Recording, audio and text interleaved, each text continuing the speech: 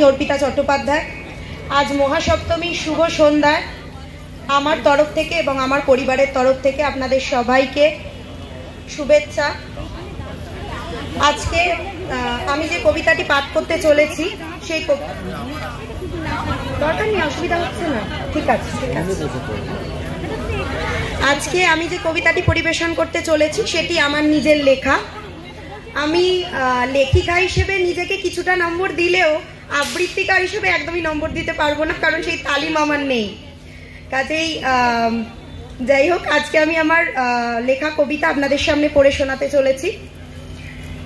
আজকে আমার লেখা কবিতা পৃথিবীর নারীতেই দুর্গার বাস। সত্যযুগে শ্রী রামচন্দ্র যে আদি শক্তির আরাধনা করেছিলেন নীল কমলে, একবিংশ শতকে সেই দেবী মূর্তি রূপে সাধারণ পরিবারে বিরাজ করে তারা আজকের আমলে।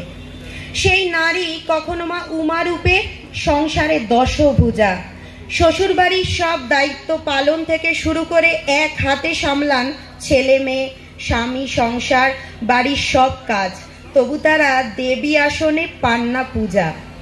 যে নারী মা দুর্গা রূপে অসুর নিধন করে মহিষাসুর মর্দিনী, তিনি যে একাধারে মাতৃরূপে 4 সন্তানের মাতা, আবার অন্য রূপে হিমালয়ের কন্যা পার্বতী, শিবের পত্নী, কৈলাসবাসিনী। সেই নারী চরিত্র বাংলার ঘরে ঘরে। তারা স্বামীর অপমানে অপমানিতা হয়ে দক্ষযজ্ঞে আহুতি দিতেও প্রস্তুত, কিন্তু নিষ্ঠুর পুরুষ সমাজ প্রাচীন যুগের মতো আজও নিশ্চুপ। নারীরা প্রত্যন্ত গ্রামে আজও কাঁকে করে শ্রান্ত পরিশ্রান্ত হয়ে জল বয়ে আনে।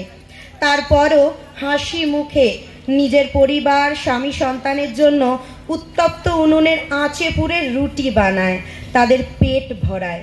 তবুও তারা কথা কি সমাজের কেউ মানে? তাকে মেয়ে মানুষ বলে এক গলা ঘোমটা টেনে মুখে কুলু পেটে বসিয়ে রাখে নির্যাতিতার মতো। আজও পুরুষের লালসার শিকার হওয়া নারীরা সমাজে লাঞ্ছিত, কিন্তু ধর্ষণকারীরা মাথা উঁচু করে বুক চিতিয়ে ঘুরে বেড়ায় তত। ভুলে যেও না ইতিহাস, এই নারী অপমান বেশি দিন সয় না। তারা যেমন সহ্য করতে জানে, নিঃস্বার্থ ভালোবাসতে জানে, তেমনি জানে কেমন করে হাতে অস্ত্র তুলে নিতে হয়, লালসা নৃশংস হাত কেটে ফেলতে হয়, কেমন করে মা কালী বেশে বর্বরচিত কুৎসিত অসম্মানকারীদের হাতগুলোকে ভেঙে গুড়িয়ে দিতে হয়। জেনে রাখো সে কথাখানা।